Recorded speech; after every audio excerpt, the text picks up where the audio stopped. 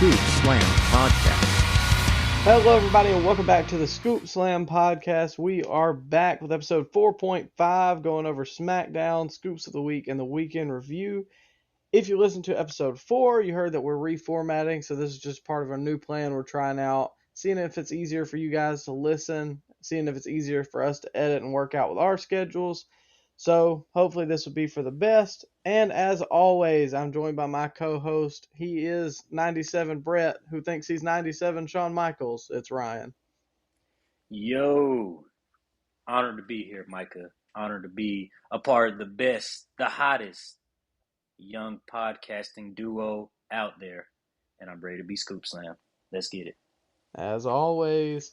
All right, so like I said, we're going to start off with some good old Friday Night SmackDown, even though I wouldn't call this one good. This was episode 12,000 for not 12,000, 1,200. Jeez Louise, just add another 9,000 episodes. 1,200 episodes for SmackDown. It's really crazy to think about, but this was the August 19th edition, and we opened up cold. Nah, I'm just playing. Montreal was hot. We just opened up with good old Ronda Rousey.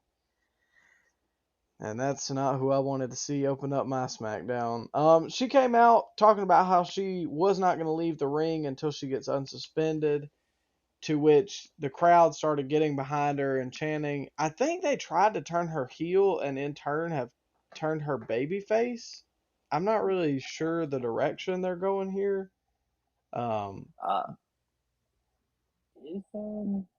She was over with this Montreal crowd. But how easy is it for Ronda Rousey to just jump the barricade? But poor old Dexter Lumis, he can't even get close to AJ Styles. I mean, what's going on here? Well, Ronda's just doing it unbeknownst, but Dexter is giving all the signs that something's wrong. Oh, not all's well in the Monday Night Raw house. I see. The locker room's not safe. The parking lot's not safe. But SmackDown, oh, just come on in. Well, I mean, they don't have the tribal chief there to enforce anything. Maybe he needs to put his foot down. That's true. What happened when Roman was there? But anyway, she begs Adam Pearce to come out here and unsuspend her, and to which he does come out with 4 security members. He says that he doesn't have the authority to grant her wishes and unsuspend her from WWE. It's above his pay grade, he said, but he does ask her to leave peacefully, and I also wanted to leave this segment peacefully. You know what? I don't particularly like when you know how when the security comes out and they just like wave their hands around and the referees say, no, don't do it. Why don't they just tackle that person? Why do they just wave their arms around like that? That never made sense to me. I don't know. I see your point. No, please don't break their arm. Let me just wave my hands around while you break their arm. Like, come on, man. They kind of did. I'll be really mad. I'll be really mad. They did something like that. They did something like that to Liv when it was her and Shayna later in the night, and old Lil Nate was standing back there just, no, stop, like he wasn't separating them at all. I don't know, man. That never made sense to me. I don't know. Wrestling logic. Yeah, I'm about to say, I guess it's just all sports entertainment, but... Just like when you're chasing somebody out, you got to stop at the ropes while they leave the ring, and you can't chase after them after that. It's like an invisible wall. Yeah, WWE's always been bad about that one. Oh, AEW does it too. Oh, I know, but it's just been more evident in our childhood, I guess. Oh, yeah, most definitely. Invisible wall, man. They can't break the invisible wall. Like I said, security came down there. They went in the ring. Ronda cleaned house, as we were pretty much alluding to. And then these, the fakest looking police officers came down and put handcuffs on her. Did you see their outfits? This was so goofy. And they were so nonchalant about it. Like, Ronda didn't just commit assault right there. Yeah. They just walk out there casually strolling. Since they were What in the heck was Canada, they that? should have got the Mountie to come out there and do Oh, it. hey, I would have popped big for the Mountie, especially if they had the music too. I mean, it could have fit. Hey man, 1,200 episode, go all out for it. Yeah. Well, anyways, like I said, they cuffed her, walk her to the back. Cop car pulls out with Rhonda. They put her back there, whatever. She's kind of jawing at Pierce. And in comes, I have never seen a bigger pop Oh for man, a Yukon. In came the tribal chief. man, this guy's over. You think he's over? This guy's pretty over. Is he's just the measuring stick now. Like there's few guys that get that pop that he does, especially in WWE. It's only like him and Drew in WWE. I never thought that I would be the biggest mark for this guy when I literally would turn away. I would turn the channel when he was on back in 2015, 2016. Like this guy was worse than Cena for me. And now I'm looking forward to his appearance every show. Especially when you don't see him every week. Like when you see him, you know something's gonna go down. And something did go down a little later. Yeah, I it's kind of hard to convince myself that it's the same guy. It doesn't even feel like the same person at all. And it's just crazy. We kind of talked about it on the last episode. Just he's not even that old yet. And I No. mean, he's been on top for a while, but it really just feels like he just kicked off into being an enjoyable. Yeah, he's at the peak of his Yeah. powers. And he just like got one foot out the door now. Well, speaking of one foot out the door. Next up was Toxic Attraction versus Natalia and Sonya Deville in the first round of the women's tag team title tournament. This was supposed to be Nikita Lyons and Zoe Stark, but Stark suffered an injury this past week on NXT, and I heard rumors that Nikita couldn't get her visa or whatever because she's not Mm. vaccinated. Well, they call her Magga the Stallion for a reason, man. It's on brand because we didn't even see Cross tonight either or Scarlett, and that was the rap on them when they got released the last time. I mean, it's at least worth noting. I don't know if it's true. I'm not trying to shame them. But it was prevalent because the Viking Raiders as well were missing from the show mysteriously, and if you read the rap online, they're unvexed, and I think the Usos couldn't get in because they have DUIs, and Canada has a law against that. I didn't know that was a law that you couldn't cross the border if you had DUIs. But apparently Canada's one of the hardest countries to get into, man. I mean, I can see that. I guess with the way they kind of are, um, just kind of wild to think about. It makes you wonder when AEW goes there in October, who's going to be Mm, there. yeah. Mm. I would assume that I don't know. I don't know. We'll see. Jericho might not make it that night. Oh yeah. He's gonna be Um, touring with Posy mysteriously.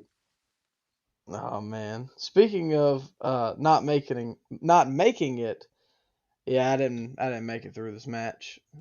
Controller Oh, slipped. Started fast forwarding. well, Natty was over. It was Canada. She was getting a big pop. Toxic Attraction. Did you do you know anything about Toxic Attraction? Like, have you ever seen their matches?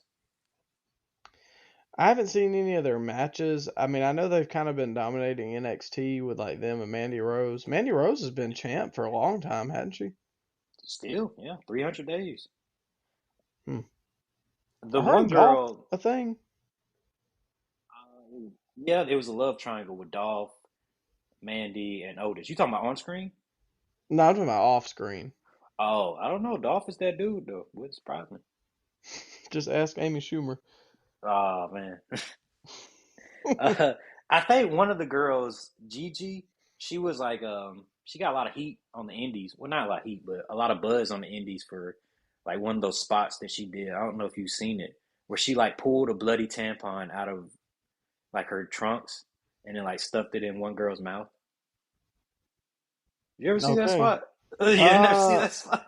I've heard about it. I I would forgot. assume it was gimmick. I would assume it was gimmick. Oh God. I just wanted to give you backstory on these lovely ladies. Well, Gigi is Darby's ex-wife, isn't she? Yeah, didn't they? Darby like abuse her or something? Or am I like I I think misunderstanding so. the story? Uh, well, They kind of well. look alike though. What do you mean? What do you mean by Like their face. that? They look Similar. similar in the face. I mean, Darby's a weird cat, man. It'd be on brand for him. Ah. I can see it. I mean, hey, you never know what goes on behind closed doors. I'm not Well, passing any anyway, judgment. anyway, this match was about. It wasn't a long match. It wasn't a particularly good match either. Uh, Natty locked in the sharpshooter, monster pop from the audience, of course. Uh, and then Toxic Attraction picked up the win with a roll up. Yeah, a roll up. Hmm. And they move on to the next week, and there you have it. I'm really sad we didn't get to The see finish Nikita was a though. little sloppy. Oh man, the whole match was sloppy. Like they can't even run the ropes, man. Like just watch how they run the ropes. It's really sad we didn't get to see Nikita. Like really sad about that. But other than I that, bet you are. other than that, it was over. It was like that. Pretty bad match. Well, speaking of behind closed doors, next This up, was segment of the night right here. Segment of the oh night. yeah, this had me dying laughing. Sami Zayn walks to Roman's locker room as he had a door greeter saying that, Roman had requested Sami for a visit. And me? He requested for me? And so he goes in there and Roman's, all propped up, got to have, all the glitz and glamour or whatever. He And was he trash sits talking in the down. locker room. He was trash talking in the locker room. Thought that was funny. I just, I'll say that when we get to the 5-way match. Okay. That's my All one right. complaint about this whole situation. I But thought like their chemistry was like kind of rocking Mick Foley. Like, did you catch that? Like, did you feel that? I could see yeah, like a buddy cop movie with these guys. I'd be entertained. it just kind of cracked me up to see where Sammy's at, I guess, because I kind of missed all of him. I remember when he first broke in NXT, but this is kind of the first Sammy stuff I've seen, like really paid attention to, I guess. He Uh, could be an actor, man. Like this segment was it was well acted. it was funny. It wasn't like corny either to me. No, no, no. They delivered the lines very well. Yeah. And were you? I was waiting on Roman to turn on him. Like I was like, I please don't do it, man. Please. They got me invested in Sammy. I was thinking that there was going to be a wall, or there was a wall back there, and I was thinking the Usos were going to come behind and like super kick him or something. But anyways, Roman, Sammy sits down on the couch beside him, and Roman, how you been, man? You doing all right? And Sammy, actually, I have a IC title match tonight or whatever, and he starts dogging out Jay, or he says he's been having a few rocky weeks with the Usos, and he's been trying to talk to him or whatever. He starts dogging Jay, and then Roman's just like, you know what? Uh, you're kind of I right. agree. Yeah. And I was not expecting that because he shot him a look like it was going to piss him off. And he's like, you know what? You kind of got a point. And then Roman walks out of the shot as then you see Roman's phone go off and Sammy It's picks it Jay. up. Yeah, and it was It's Jay. Jay. You see how the picture was like current? Roman keeps a current picture of Jay on his phone. It was massive too. So then Sammy picks up the phone and he's like, Tribal Chief speaking, Sammy. And so then it's Jay on the other line and Sammy's like, okay, man, you don't have to yell at me. I'll tell him or whatever. And they go back and forth for a while and Sammy tells Roman about them having the issues at the border, which I guess kind of, gave him a pass for not being there for the night, which I guess had some truth to it. because you Yeah, said they it was got shoot. stopped for DUIs. It was a shoot, brother.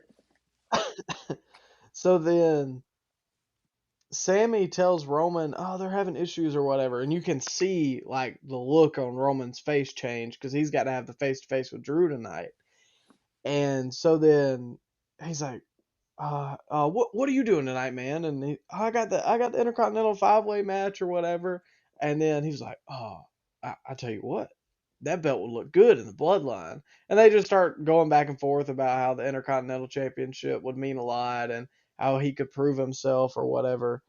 And then as Sammy goes to leave, Roman like kind of Sammy went to get up and he kind of put his hand. He was like, hold on. I need to talk to you for a minute." And the tone in the room completely changed. And he was like, "You still talk to Kevin Owens?" This cracked me up. "Yeah, I mean we're close. We came up together."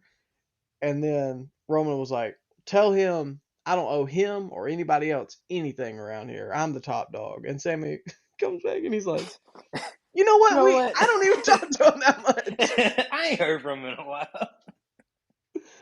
Oh, this was great. I mean, I was cracked up watching this. It was not like too overdone or anything like that. It was great. Bro, give me a full WWE films of these guys in a buddy cop movie, and I will go to the movies and watch this. Like this was a great segment.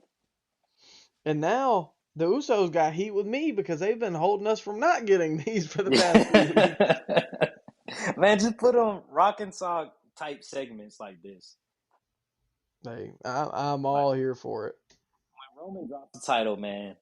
I wanted Sammy and KO to team up, but now let KO do his own thing and let's have Sammy and Roman do some things on SmackDown.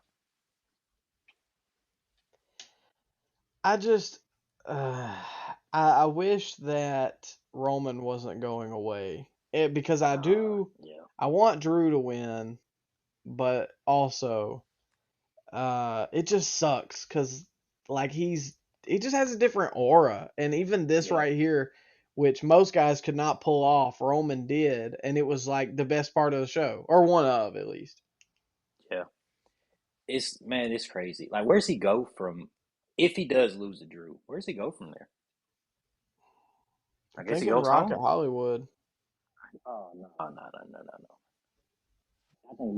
I don't think he has any interest in Hollywood at the moment. No. I'm saying him and Rock in Hollywood at Oh, WrestleMania oh, 39. I don't.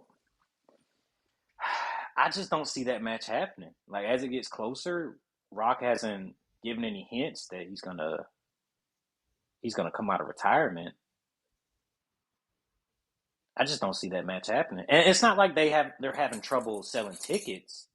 They've sold majority of the tickets for the WrestleMania already, 9 months out. Like they Yeah. don't need like a big draw at the moment. They don't need Rock. They have the tickets sold, most of them, for Do both nights, not just one. do you save it for 40 then?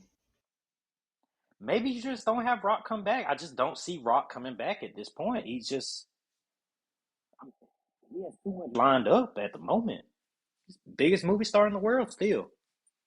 And he's running the I XFL or mean, the relaunching it. What does he need WWE at this point? Does he want to do it anymore? he definitely doesn't need the WWE. That's not what I'm saying. And now too, he's an executive producer for the new Dark Side of the Ring project. Did you see that? I did see that. I'm very interested in that Um, too. Was the Dark Side of the yes. Territories? That's gonna be good. Mm-hmm. Hey, we could That's do gonna a be real special good. spot talking about that every week. If we're able to watch them on time. A special spot? You mean like get interviewed for the Dark Side of the Territories? No, no, Oh, we be on. We give our no. opinions on it.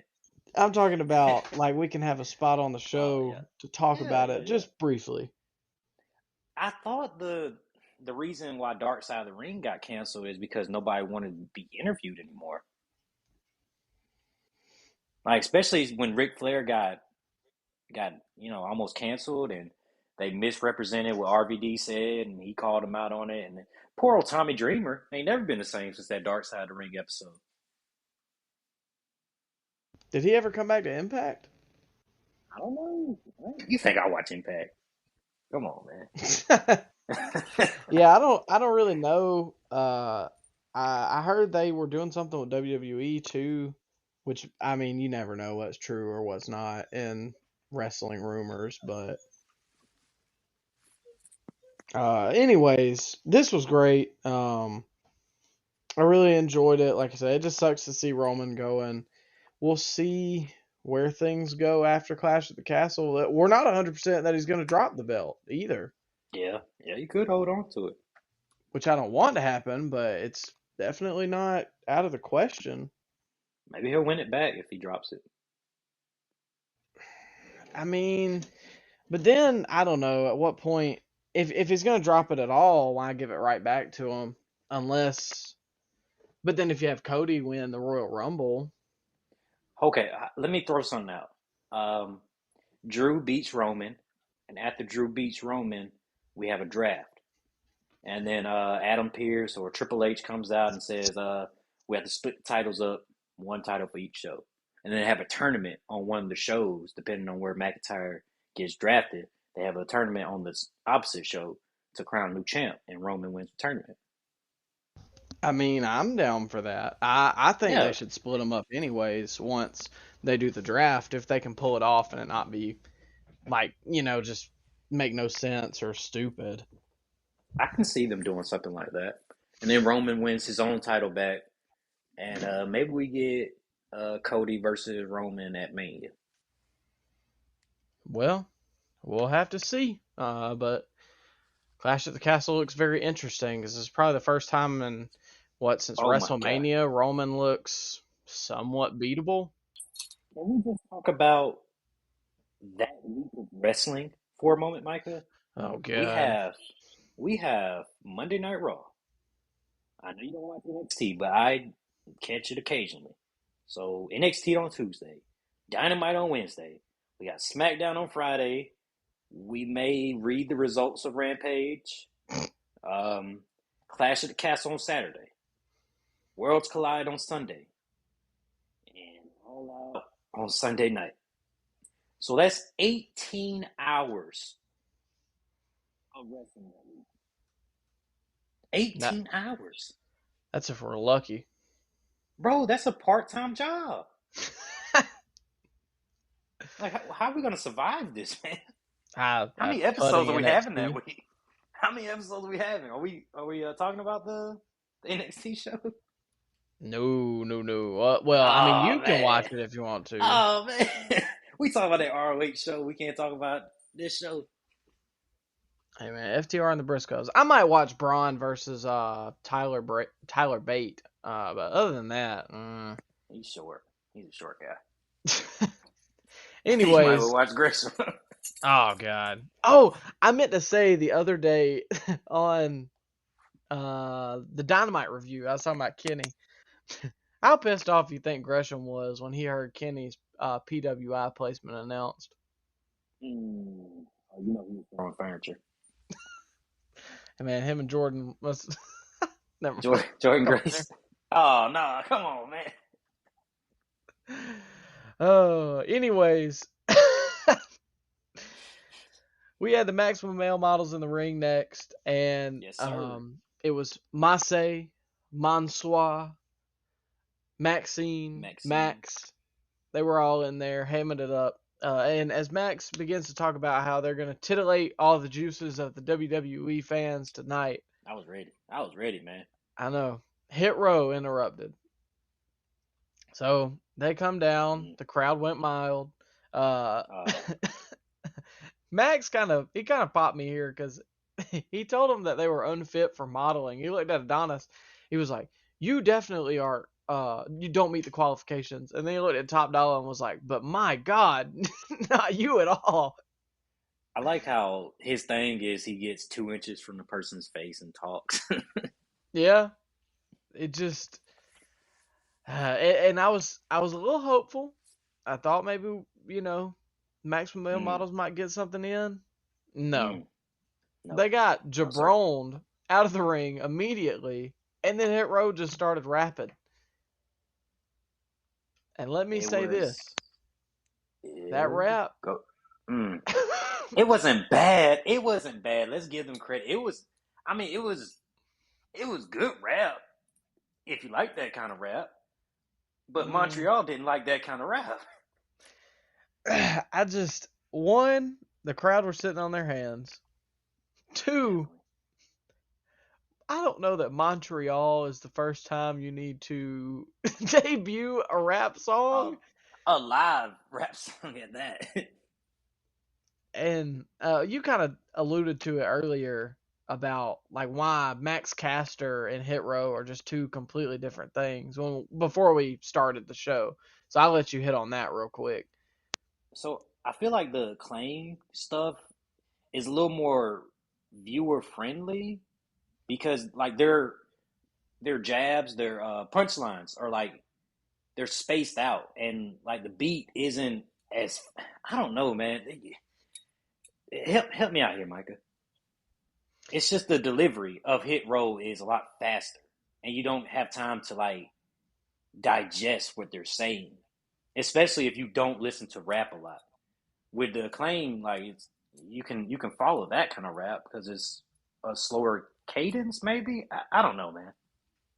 Well, I mean, Max kind of does zingers. Like I would say that their rap It was follows a like more of a formula too. song. Yeah, and it's more like okay, take our truth because our truth kind of had the same gimmick for a while. It was fan interactive, and Hit Yeah, Rose is more of just a performance. Whereas truth was people over there, what's up? People over here say what's up, and then he would put the mic in people's face. Well, Max talks about like real world things or funny things going on within the company or the show or this, that, and the other. So it's like oh, I can't believe he said that, or oh, that was a cool line or whatever. And then Hit Row was just like a song. And yeah. I hate to tell you, but I don't really think Montreal, Canada is just, France, Canada. I don't think it's a thriving rap community up there. No, no, absolutely not. You seen the fans? They look very awkward in the crowd. I It felt was really bad for odd. Hit Row, man. I mean, it wasn't a bad rap. They delivered the lines well. It's just it was fast. The delivery was fast. You can't keep up with it if you're not a rap fan. Let me say this too. You want to retract that statement you made about Swerve now? Hey, the jury's still out on Hit Row. Let's give them more than 2 weeks. Come on now. Come on. We'll see. Next up was the Fatal 5-Way match to determine the Oh, number one contender at Clash at the Castle for the Intercontinental Championship against Gunther, which, holy crap, the Intercontinental title is being defended on pay-per-view for like the first time in a year or two. it's So, gonna be a hot crowd too. Hot crowd for Gunther, I assume. and our eventual winner, which we'll get to. Sammy got a huge pop, which obviously it's his hometown. So, I mean, that was just cool for him, especially. He was prominently featured in this show quite a lot. Bro, Uh, they treated him like he was Bret Hart in this match. And they booked that ending well too with him. Well, we'll get to it. We'll get to it. yeah. Michael Cole made a comment. Corbin wiped Sammy out when he was trying to get Oh back in the man. ring and said he looked like El Generico there, which one, I was like, huh? And then two, it just kind of buried his whole indie gimmick. Because never been mentioned on TV. Not other than AEW, especially not WWE. So I just thought it was funny. I mean, Yeah. Hey, Michael unexpected. Cole's watching ROH in 2010, 2011. I don't know about that one. Corbin dominated pretty early on in this match for a good while. Him and Sheamus were kind of not teaming up, but I guess dealing with everybody else. And then eventually, obviously, as every multi-man match does, it dissolved. Lost his Despite shirt getting, too. oh man, that's like the Lost his first shirt, time man. we've seen the shirt or I know, without a man. shirt. It ain't like he's in bad shape, man. Why is he wearing jeans and Vans and a button up shirt? What's the point of that? Probably that Man, get new goofy gear. tattoo. Oh yeah, that tattoo is kind of cringe. But get new gear, man. How am I supposed to take him serious? I can't see that guy's a world champ wearing Vans. Like, come on, man. Not even IC champ. Mm-mm. No, no, hey, no. I was kind of shocked here, which I mean, it played into it a little bit, but despite getting the majority of the chance, Sammy got killed like for the first 10, 15 minutes of this match.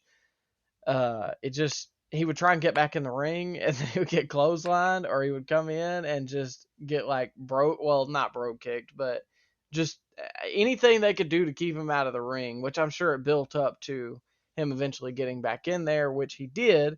He landed a nice Blue Thunder bomb, and I honestly thought he might have won it, which He never wins with that move. I was rooting for him here. It was unexpected, and it got a big pop. Yeah, it's a great move too. Mm-hmm. Sheamus went up and met Sammy on the top rope. He landed a white noise, and then Sammy spilled out to the floor, holding his arm pretty bad. We cut the camera over there, and there was a ref and a doctor looking at him, and he left to the back as we cut to commercial break. I figured it was a work at first, but there was a little bit of me because the white noise move is it's a little dangerous to begin with, especially off the top rope. But I thought it was a word. well, I figured it was fixing to play into it, but it kind of made me sad when that wasn't the ending. Ricochet landed a good shooting star press, almost picked up the win off of that, and the crowd exploded as all of a sudden Sammy came from the back. Oh yeah, monster. You would have thought he was Hogan. He landed a haluva kick on Ricochet, and I thought he was about to win it as Corbin snatched him out, flung him into the barricade. Corbin went in there to pick off, what was left of Ricochet as Sheamus flies in with a bro kick. 1, 2, 3. So our match at Clash of the Castle will be Sheamus versus Gunther for the Intercontinental Championship. It's not necessarily surprising, especially since they're going to be in Cardiff, but I kind of wanted to see Sammy win here, man. Oh man, Sheamus and Gunther are gonna kill each other though. That's probably the better matchup because that's gonna make Gunther like $1 million if he can beat a former WWE champion. I don't want Sammy taking L's, man. I want him to build up Sammy. Well, he just took a L here. Well, he didn't get pinned. I mean, I guess that's true. I don't want him to get pinned. Sheamus, he can get pinned. He's been to the mountaintop, and he's gonna make Gunther like $1 million. This is gonna be a war because these guys are known for laying their stuff in, being stiff. Can you imagine Sheamus's chest at the end of this match? Taking one of those chops from Gunther. Yeah, and Sheamus is like Danielson, where you lay a finger on him and he's fixing to turn bright red. They booked the ending of that 5-way though really, really well because it got the heat on Corbin when he messed up Sammy's cover, and then Sheamus bro kicked Corbin in the end, which the crowd was, they were ready to see Corbin get beat down after what he did to Sammy. So I think they booked it really well too. Yeah, and it was unexpected. I was not looking for Sheamus to come in there. I honestly thought Corbin was about to win, which would have been like the worst option. But overall, it was a really good match. There was nothing, and I see why they booked it like that. Don't get me wrong. Sheamus and Gunther will probably be match of the night. I don't know. I was just kind of pulling for Sammy, I guess. Sheamus is underrated though. For sure. People have never given him enough credit, which I didn't like him when he first came in, but even like the Bar, that was a great tag team. They were really good. Hey, do you think it's weird that we're getting heel versus heel on pay-per-view like that? I was gonna ask you because this match was loaded with technically heels with Sammy, Corbin, Sheamus, and then Ricochet is. He's a face. Well, face. He was face, but it was like he was playing into it here, I guess. Well, he really just got heat when he was attacking Sammy. But I wondered that the whole match, everybody was heels because everybody wanted Sammy to win. Yeah. I mean, I think it can work because it's kind of the I guess AEW type thing where it's like, well, it's just going to be a good match, both hard hitting guys. And maybe because like the crowd's gonna be hot, you know that. So doubtful that they're gonna sit on their hands throughout the match. Yeah, I'm sure Sheamus will probably be over there with it being Wales. Uh, with Gunther being German, he'll probably still get a boo. It's Austrian. Austrian. Yeah, but he's playing into being a German heel. Is he? Well, he's Where got did the you get German that from? flag. Does he? I didn't notice. Yeah, Is that? that's those little jumpsuits they wear. It's got the German flag on it. Well, maybe Ludwig is the German one. I don't know. Where is Ludwig from? That is a great question. I'll look it up real quick. I'm telling you, I thought they were playing into the fact that he was German. Or well, obviously not that he is German, but yes, Ludwig is German. But I thought they were Okay. just kind of putting them together for that reason. Um, I don't know. I mean, you act like Yokozuna was Japanese. Come on, man. To me, he was. I thought he was Japanese as a kid. Me personally, I he mean, could yeah, pass for he Japanese. passed, but He could pass for it. overall, I mean, I think it'll be a good match. I think Sheamus will get cheered though. I think Gunther, he's going over too. Oh, for sure. They'd be dumb to take it off of him. Well, I mean, there is a story to tell though, because Sheamus has never won the IC title. That's the only title he hasn't won in WWE. Yeah, but Gunther could be a future world champion, and then if you take the title off of him now, where does he go? Because obviously Drew's fixing to win it, and I don't want Drew's first feud to be with Gunther, because then he's just going to be squashed and fall into inexistence, basically. Drew did beat Gunther on the main roster in like less than 2 minutes at that Survivor Series a couple years ago. So I mean, they do Mm. got beef. They do got beef.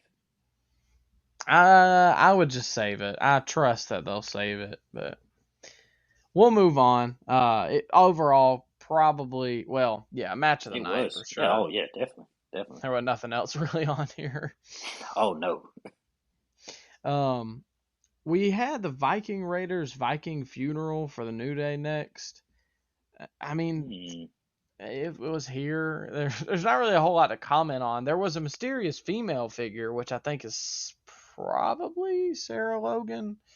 Yeah, it was her. So, I mean, other than that, yeah, this was here. Yeah, I was checking my phone. I don't know what happened here. Liv Morgan and Shotzi was up next. Hmm. Hmm. This was here. Hmm. Yeah, I didn't watch this either. I was still on my phone at this point.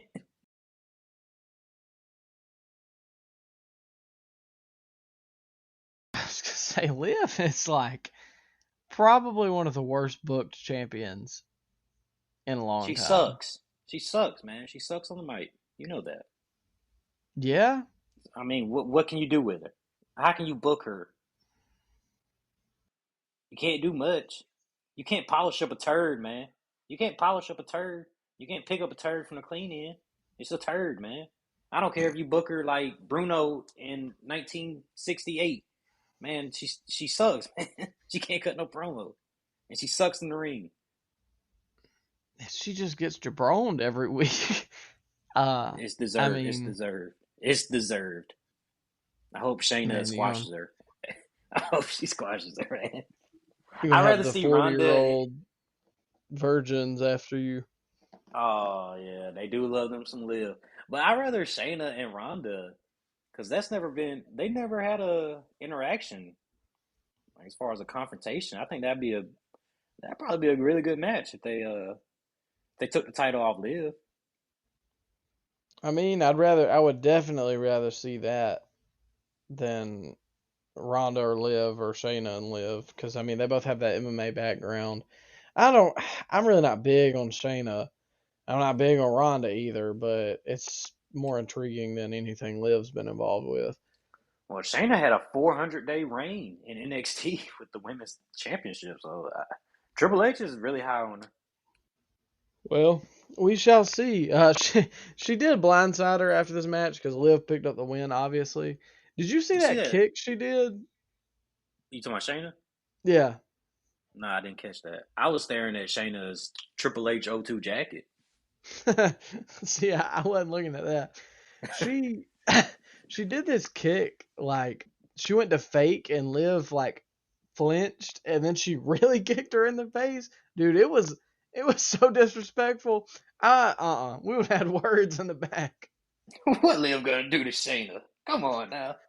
I mean, yeah, good point, but it was disrespectful. Personally, I wouldn't let that slide. She deserved it.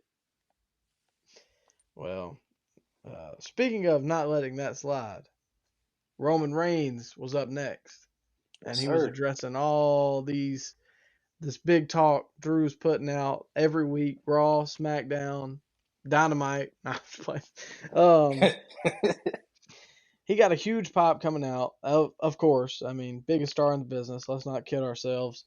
And he says that nobody has any claim to being the face, the main event, or the one carrying this company except for him. He said, you can call yourself a main eventer all you want to. I am the main event.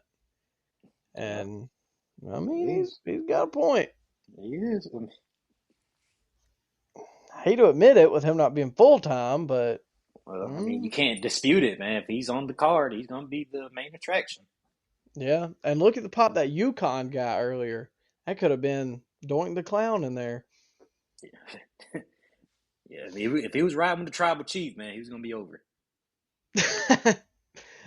Drew tells Roman, anyways, as Roman is going over all this stuff, Drew obviously interrupts, and he comes out. He got a big pop as well. So this right now is probably the two most over guys in the company. Would you? We got to put Lashley. Lashley's Yeah. right there. Lashley's pretty solid right now. I wish they would have gave these two a little more time. Like, this thing was over within 4 or 5 minutes. Well, it was like 40. I think when I looked back when I was watching it, I think it was at like 42. And then Roman's entrance takes 15 minutes. Yeah, they went to commercial, and then Roman had to come out. They may have went to commercial again. Maybe not. I don't remember. No, come on, man. They were they went to commercial again? Maybe I'm wrong. Don't quote me on that. I just feel like it was a lot of time. And, I mean, Roman's going to sit there and milk and then, acknowledge me, whatever thing, which takes like 5 minutes already off of anything you've got. But, dude, I think going into it, Drew didn't come out until like 54. I don't think Roman really started talking until 52. Did we really need that hit row segment if we were just going to give Roman and Drew 5 minutes to interact? Come on, man. We could have cut that. Oh, you could have cut a lot. The Viking funeral, just about everything on the show. This was a great segment, too. It was just it was fast. It was in and out, and it was done. See you later. Yeah. Well, anyways, Drew came out and got in there, got in Roman's face saying, those titles, you're not doing them justice. You don't deserve to have those titles. You're never here. You're not defending them. You're not a good champion. Dang. He says there's no one here to save Roman tonight, and he can see the fear all over him right now because there's no Usos, nobody's here protecting him, going to blindside me, anything like that. So then Drew just was like, well, we're here right now. We might as well get it on. And they just started brawling. I like that Roman didn't back down. Usually heels, they're back down and say, oh, no, not right now, next week or something like that. But Roman, he don't care, man. He threw hands with him. Well, I mean, no disrespect. He just went toe-to-toe with Lesnar at SummerSlam. Who else you got to be scared of? Yeah, that's true. Well, Drew did a hip toss, and I seen Roman still had the belt around his waist, which God, I can't imagine. You remember being a kid and, taking a bump with the belt on? Them little plastic belts? Yeah, but, the belts now ain't like it got a metal on the back of them. They're Velcro. So, I mean, he wasn't really landing on nothing. I mean, I know that, but I'm saying it still probably hurt just the way those, like when you press up against that metal, even on the backside of it, I'm sure it still hurts. There ain't no metal on the backside. Velcro. No, but they've got the little notches to hold it in, is what I'm saying. And you're still gonna feel the metal if you roll onto it. Yeah, he probably could. He probably should have unlatched the Velcro. Yeah. I mean, it is what it is. It looked like Basically, good. It looked like good belly to belly though. Great belly to yeah. belly suplex. Oh, it was. I said arm drag, but I meant, or hip toss, whatever I said. Drew looked to plant the Claymore on Roman as he was pretty beat up after the belly to belly, and then within an instant, Sammy cuts in and gets hit by the Claymore, and it was so shocking, like the way they shot it, which WWE's always good at that. And then Roman started to take control. He got in the corner, did the little yell thing like he was lining up for the spear. Drew reversed it into a Claymore, grabbed both the titles, and stood tall as we closed out SmackDown. I mean, if the Sammy thing wasn't on here, best segment of the night. And I'm very interested to see what's going to happen at this Cardiff show. This is probably the most interested main event with Roman, probably. I mean, not that I wasn't interested in SummerSlam, but you just kind of felt like Roman was going over. But WrestleMania was probably the last one I was like, ooh, I don't know. You think Sammy will cost Roman at the pay per view, like indirectly, and then Roman like snaps on them and gets them beat down? Like, cause you think they're just gonna have Drew beat him clean in the middle? It might take away from the moment if it's a screwy finish. That's the only thing I'm scared about. Well, Sammy's directly involved in this storyline now. He kind of has to be there at the Cardiff show in Roman's corner at least, right? I would think, but then, I mean, wouldn't the Usos be there too? Well, yeah, you got to have the whole bloodline there. I don't. I honestly cannot predict this main event. I can see either guy winning or anything happening. It's gonna be a good match, Yeah, and and I'll feel shortchanged if we don't get Broken Dreams. you're very right about that. After he sent out that tweet, I was like, you know what? I mean, the sword thing, it's. I just kind of want to forget about that side of McIntyre for a little bit. I mean, his current theme isn't bad. It's just I like lyrics in theme songs. It makes them feel like a bigger star when they have lyrics in their song. You know? And everybody has the same. I mean, it's not the same, obviously, but it's like it's just a beat. Uh, Yeah. Nobody really has lyrics like of the current guys, right? Shotzi has lyrics of all people. Jesus Christ! I get the shots. I wouldn't know. I didn't. I don't remember that. I don't think I watched that match. Who else got lyrics? Mm, Obviously, Randy. Randy. Yeah, but he was part of the older. Like that was when Jim Johnston was making music. I'm talking about Dolph. of the current, but that was like that's the older crowd. I'm talking about the newer Yeah. guys, the guys that came from NXT. Does Ciampa have music or lyrics? I'm sorry. I think it's just generic rock music now. He did, but they, yeah, it's generic rock music now. Maybe Triple H will fix things up, hire a new guy. They just all sound the same. Yeah, I don't recognize anybody's theme anymore except for like Roman and McIntyre. I don't know, Theory. man. I just the Royal Rumble. I did not recognize majority of those guys' themes when they came out. Like, how can you react to that in the crowd? Like, oh, who's this guy? I just imagine that. You used to be able to I mean, I'm tell who sure it it's harder. is. No, you used to be able to tell who it is just by off the first chord of the song, but now it sounds the same. All of it sounds the same. Well, I'm sure it has to do with them not wanting to pay for somebody to do lyrics or whatever, but I I don't know. Hopefully, we can look towards the future for Triple H to make some bigger changes other than just the show quality. Because I would love for both shows to get different stages too. I remember you saying that Raw didn't have an intro anymore, and then I saw an intro for Raw. Maybe it was 2 weeks ago, but they had an actual intro song for Raw. You catch that? I did see that because I thought I wrote it You down and think they're said listening to something the about it. podcast? You think they're listening to the podcast?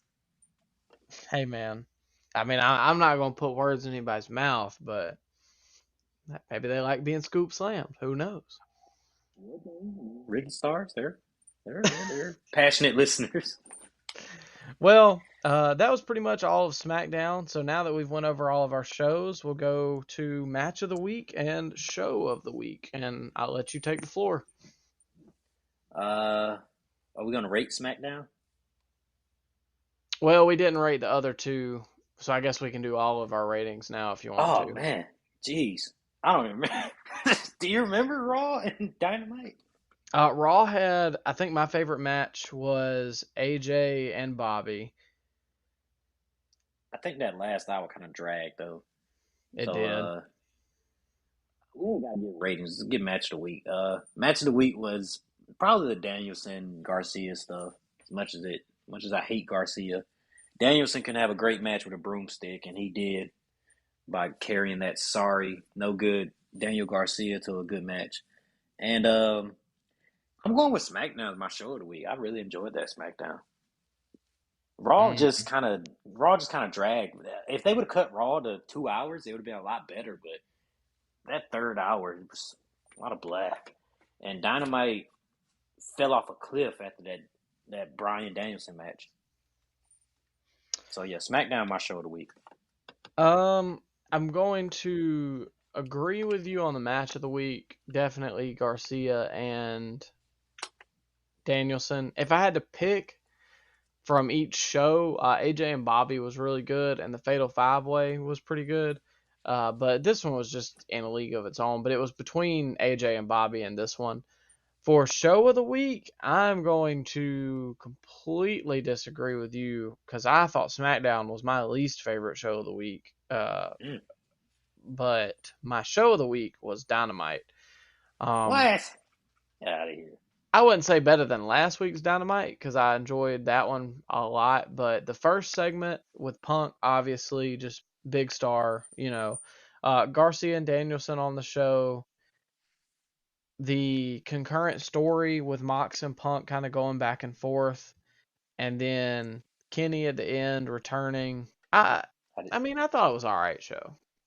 I fell asleep on that. That man. You know what? We gotta get some love to Heat Wave. NXT Heat Wave was a very good show, Micah, that you missed. Oh, for real? Oh yeah, I mean you had JD McDonough. I mean, come on, man. That don't put butts in the seats, and I don't know what will. Who? And I'm and I mean, Mandy Rose just had a barn burner with Zoe Starks, man. Matt Classic, 5 stars, might be Oh, six. I'm sure it was burning the building, not in a good way. Oh man, the crowd was hot for that Heat Wave show. Nah, man, NXT had Man, they had a good show, man. I ain't gonna dog it. That probably I don't know if it was show of the week, but give some love. SmackDown was okay though. I don't think it was the worst show of the week. I don't know. There was like three things I really enjoyed: the last segment, the Sammy segment, and the Five Fatal way. Five Way. Like there was not even that many I matches on here. Two women's matches. Yeah, yeah, they were. Yeah, the matches were kind of lacking. The opening segment wasn't bad. I thought it was okay. There was three matches on this show. Now that I I look back skipped. at it, You skipped all of them except the 5 way, didn't you? yeah. Well, that's why you rated so low. I'm sorry. I'm sorry. Liv Morgan was really gonna tip the scale for me. Well, I mean, you didn't even see that toxic attraction match. I'm good. Uh, Well, we'll kind of move to our weekend review. which this is now where we're going to move the scoops of the week. Got a couple this week, not monumental stuff. Two things I kind of want to talk about, and then one will segue from last week or last episode that we talked about because it is ongoing development. But to start us out, I want to talk about Shawn Michaels' promotion and NXT UK closing down. So this past week, it was announced from WWE that Shawn Michaels was promoted to Vice President of Talent Development Creative, as well as the same day it was announced that NXT UK was closing down to make way for NXT Europe, which will hopefully come to fruition. I think they said 2023. And a good list of people were released. Not really people I've heard of per se. Some of the bigger standouts, I would say maybe Mark Andrews, Trent Seven, and Morgan Webster. But other than that, How is Noam Dar still there? You know who that is? I've heard of him. Bro, he got brought up to like the cruiserweight division, then got banished to NXT UK. My man is still over there. What has he been doing? He's been in the company 6 years at this point. Like the Cruiserweight Classic was in 2016. Like most of these guys went to NXT UK. They haven't been seen. Man, Joined the just collect Federal them Witness paychecks. Protection Program. Oh yeah, you know they're cashing out on them checks. Are they able to compete like indies while they're under contract? I have no idea. So were they just on ice? Because they don't tape every week. They just tape like a bunch of stuff months at a time. What were they doing? Shoot, I guess leisure and collecting pay. Is there like a performance center in the UK, or where do these guys go? I'm sure there's got to be something. Because But I've they seen really, pictures of like all of them together when people are like, I enjoy my time in NXT UK or whatever. So I'm sure they've got something over there. Maybe they can work the independents in the off season. the off season. Bring Nigel McGuinness over here. He's one of the best commentators in the game right now. He's been wasting away on NXT UK. Put them on Raw. Oh, most definitely. Get rid of Corey. Oh God. To Europe. Send Corey to NXT Europe, man. Oh man. What do you think about Shawn getting promoted? Isn't that kind of crazy? The Click and DX have now truly taken over WWE. All the genitalia jokes and sex puns, and now these guys are running the company. Who would have Look where it thought? got them. Sergeant Slaughter rolling over in his grave. But isn't he already been over like creative and talent for NXT already? Like they just finally announced it that he was over it. Maybe. I don't really know how that works. He was booking the show when Triple H had his heart episode. Like Shawn was the head guy.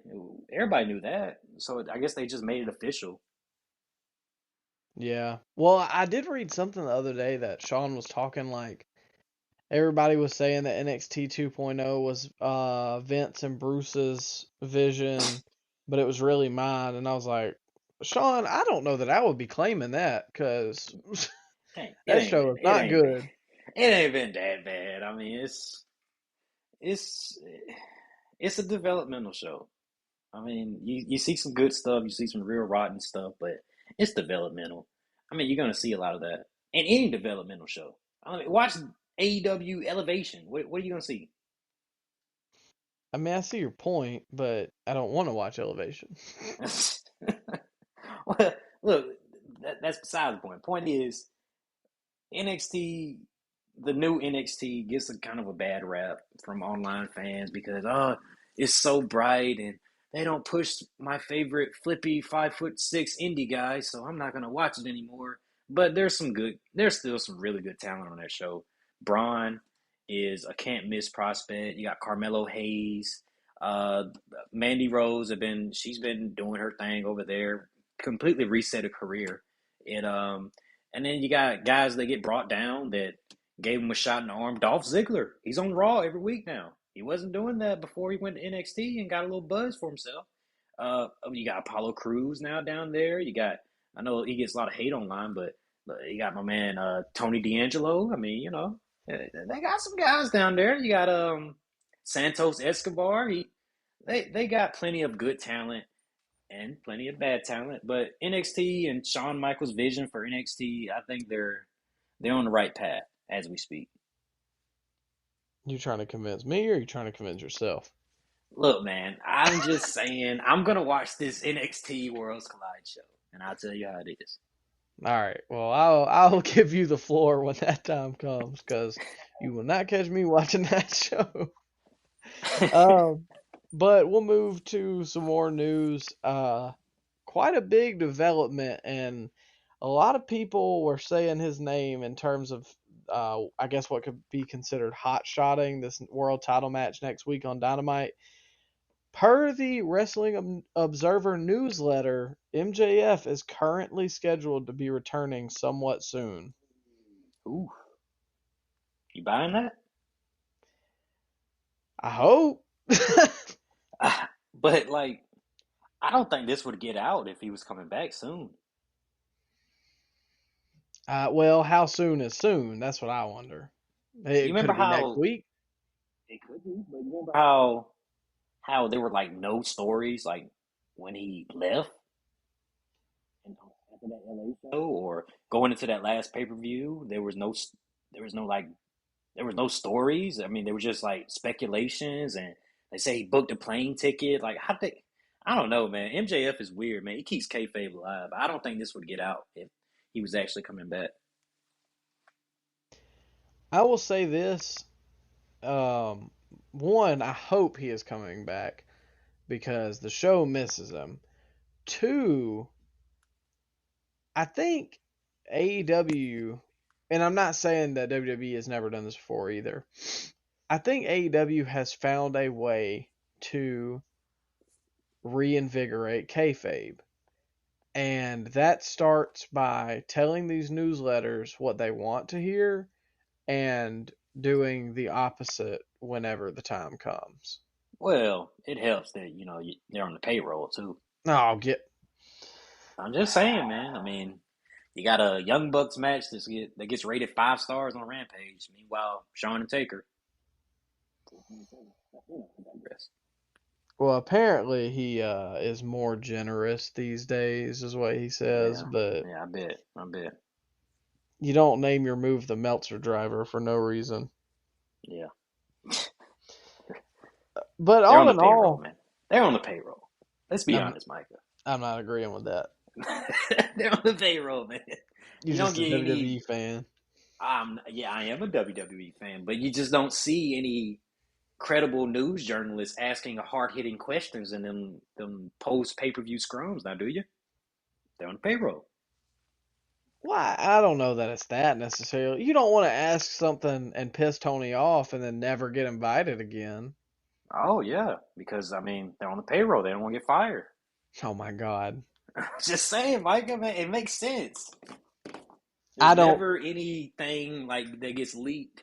There's never any bad words said about the shows. I mean, come on, man. Just take it for what it is. He's a money mark. That's on brand. I mean, if I had the money, I would pay journalists too to say nice things about my company. I'm not buying it. The show has sucked, but nobody's dogging it as far as credible news sources go. But go ahead. Well, regardless, if it is true that MJF is coming back, he has been dearly missed, and I do wonder if he's going to find some way to get involved in this Moxley Punk match. But a lot of people online are clamoring for him and Punk to go at it at All Out, and I do not want to see that yet. Like, they just did that at Revolution, man. Let that breathe. I would have, you know what? I would say I can see MJF making a run in if Punk didn't call out Adam Page last week. Yeah. So Adam Page is going to let that ride?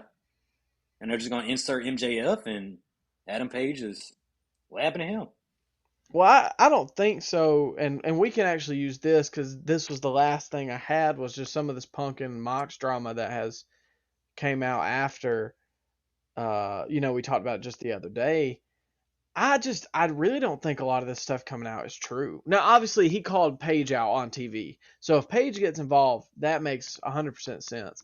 I do not buy that Punk is unhappy and wants to leave the company. I know we said that the other day and we both came to an agreement, but man, the stuff he literally tweeted or didn't tweet. He posted something on Instagram saying that this past year was his best year in professional wrestling, his favorite. What? He loves this company. He said that? I'll He read it said that was word his for best word. year in professional wrestling.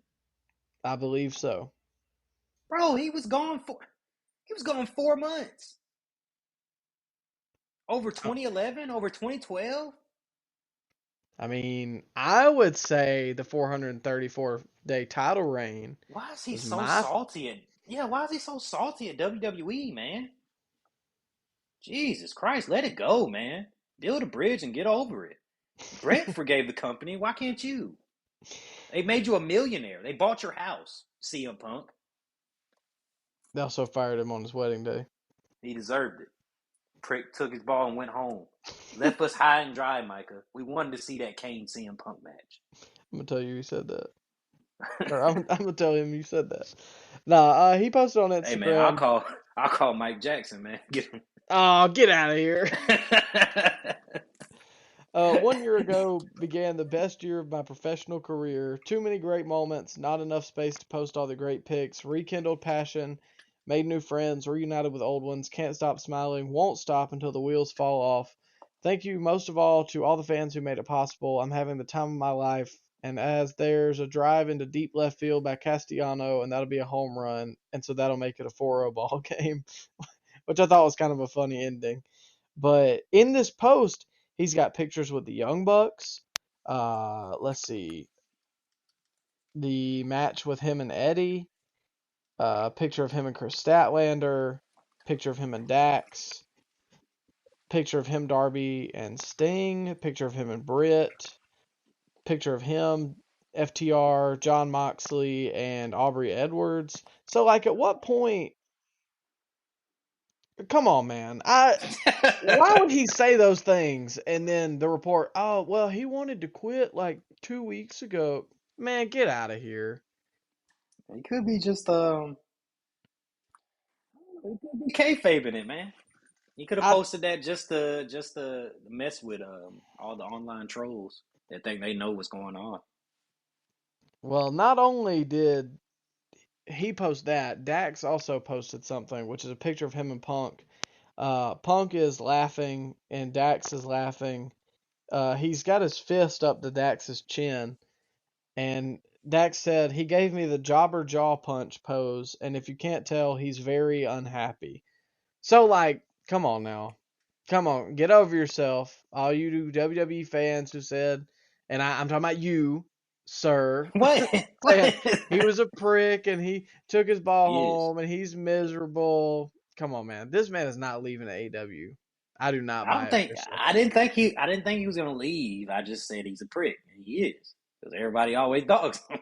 You never hear anybody say anything positive about CM Punk. What did Booker T say about him? He said he shared a locker room with him, and he can buy all these stories that came out. And come on now, Booker T is well respected in every locker room he goes in. And if he's telling you that you're a prick, man, come on now. This is not rocket science, Micah. Sometimes 1+1 is two. I mean, he's a prick, man. He's always rubbed people the wrong way. Triple H was right. When we were a kid, Triple H was dogging CM Punk, and we hated it. Because we thought CM Punk was the good guy in that situation, but he's not. He's never been the good guy, even when he came in the company. He's the bad guy. Maybe he's the bad guy in this story. Throughout all these feuds, maybe he was the heel all along. I'm not gonna say that. Triple H was right. No, I'm not gonna say that Punk is not like I don't know him personally. He could be just hateful. I don't know. But I don't think that he would have gotten this far in the business and had this many people, especially maybe not in WWE, obviously. And I don't buy necessarily Booker T's opinion because he's no offense. But I like Booker T. Dude, he is such a WWE kiss up. no, come on. You know it's true. What do you mean? You talking about? Man, What's your example, Micah? okay. While yes, I agree on the things he said about Adam Cole, he would have never said those things if he was in WWE when Triple H was booking him. He didn't look like that in WWE. It wasn't far off. No, he didn't look like that. I was watching. He didn't look like that. He had an armband. He looked like he was tanned at least. He didn't Adds look like that 15 in pounds. WWE. It did. And he tanned. He don't tan in AEW. He just looks like he just rolled out of bed. He's skinny fat. At least he was in shape in WWE. Don't get hot about it. Now, I'm getting hot about it because, I mean, Booker T he's a credible source, man. Look, man, I'm not saying Punk is the God's gift to Earth at all. I'm not saying he's a great guy. I'm just saying Nah. I think there are people that love him, probably people that hate him. He's probably a guy that just you're either one way or the other because he's got friends in the business, he's got enemies in the business, and at the end of the day, I don't see him being unhappy. Now, if him and Paige have beef, that's a whole different story. And if they do, okay. But Let me ask you a question.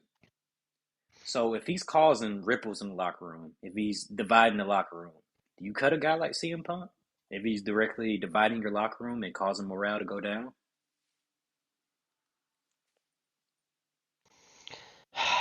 I think there has to be a breaking point, but right now I would say no. If it's a Hogan situation Or where like a like, Shawn, 97 Shawn? well, I don't know because even though 97 Sean was like a huge douche, it's one thing to just be a bad guy. It's another thing to be in a Hogan situation where like you're forcing other guys to leave because they're sick of the way that the company is manufactured. If a Ricky Starks and him have beef, a Powerhouse Hobbs, and if it's multiple guys stemming from multiple sources, Wardlow, guys like that could easily make the jump and I feel like be successful, then okay, because yeah, he's making a lot of money right now. What about the future? But as of right So, now, Punk's made them a lot more money than they would have made beforehand. Just being but honest. it just doesn't translate to viewers though, Micah. They were doing better without him. They were doing over 1 million without him. In fact, his return, well, they do about 1.3, 1.4 for his return, and they've never gotten back there since. How many viewers has he chased away? I don't think it's Punk chasing them away. Well, I mean, if the shoe fits, he's the marquee name. Is that what Tony Khan tells us? He's the biggest name in the company? Well, look at the quarterly breakdown of last week. Punk's segment, highest rated on the show. It dipped a little bit after he left, came back up after him and I think it was came back up after the Danielson match, was at another million when him and Moxley were out there, dipped for the rest of the show. It was at like I think 6 for the main event. Let me find those real quick, but it's not Punk to me. It's everything else that drives everybody away because his stuff we haven't really started reviewing, while he's been there because he's been hurt for the majority of the time or all of the time that we've been recording here for Scoop Slammed. But 9 times out of 10, his stuff is the best stuff on the show. And if it's not him, it's like Danielson or somebody else. It's the Orange Cassidys and the goofiness, But Danhausen, whatever. but Micah, because a year ago they got both these guys, Danielson and Punk. They haven't they haven't capitalized on that momentum at all. Like they lost viewers since they had these guys. I remember when people were saying, "Oh, when they get Danielson and Punk, they're going to be rivaling Monday Night Raw every single week in ratings." They haven't. Do you really need Punk if you're going to do 900,000 every single week? I think he's somebody that can lead you over that at some point when He you get rid of can't all the though, other Micah. jabronis. He can't though. He's proved that over the last year. He's not a draw. He's proved that in WWE. He's not a draw. If you lose Punk, you don't lose any viewers. Nobody's going to stop watching AEW because Punk's not on the show. That's facts. That's factual. Me personally, I would You would not watch be. the show. You would I would watch the watch show. it. That's not what I'm saying. I would not be as interested if Punk was not there. Okay, but you would still tune in. You would still go to the live events. You would still go to the pay-per-views if Punk wasn't there, right? Probably. Exactly. That's what I'm saying, man. It's not making a difference one way or the other if they have him on the show. Yes, he makes the show more enjoyable, but if you're not bringing in new fans, what does it matter? You can have the best booked show of all time. If nobody's watching it, what does it matter? Who cares? Well, let me do the quarter hour breakdown. We'll close this up after that. For the 8 to 8:15, which was CM Punk John Moxley, 1.104. For the Powerhouse Hobbs promo, Danielson and Garcia, 8:15 to 8:30, 1.0. Danielson, Garcia through the ads, 909. Hey. Then we go to 8:45 to 9. Danielson and Garcia post match with Jericho. Swerve in Our Glory. Private Party. Moxley, Punk Angle. 1,000 or 1 million. I'm sorry, 1.0. After that, it was the Gun Club, Varsity Blondes, Satnam Singh, Lethal, Jungle Boy, all that. 9 to 9:15, 958. Wardlow FTR, Tony Storm versus Kylie and King, 9:15 to 9:30. 8:53. Yeah, lost 100,000 viewers for the women's match. 9:30 to 9:45. Surprised it wasn't more. Hey, look, man, you can say all you want to. All these people that tell Tony to book more women's matches, you need to be the one watching it live then, because the facts don't lie. He books them in the worst spot of the show though every time. I mean, yeah, but look, man, it's not a draw. It's a proven fact. Don't get hot about it. Oh, I'm hot about it. Tony's a stats guy, and all these people that complain on Twitter about not. Oh, well, they need to do. Okay, well, then you turn it on and watch it live. Just make Rampage a women's show. Jesus. Wouldn't hate it.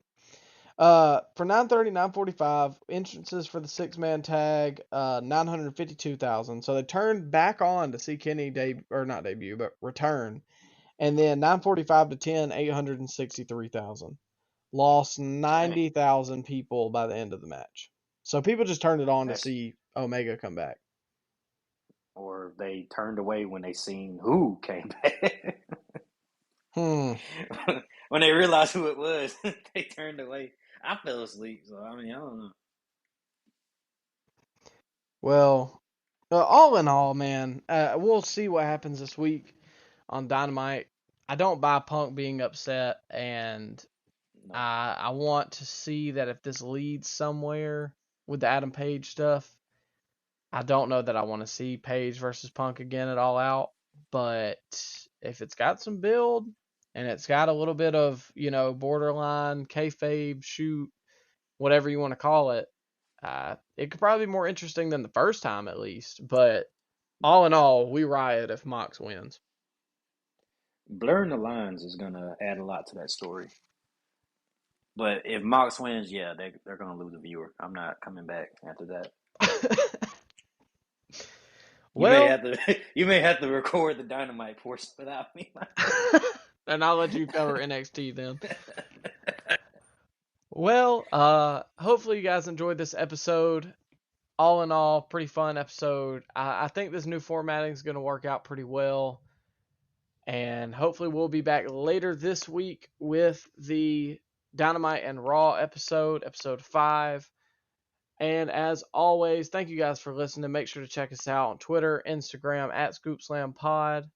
Make sure you check us out on YouTube at ScoopSlam. We hope you guys have a good rest of your day. Thanks for listening. Good night. Peace.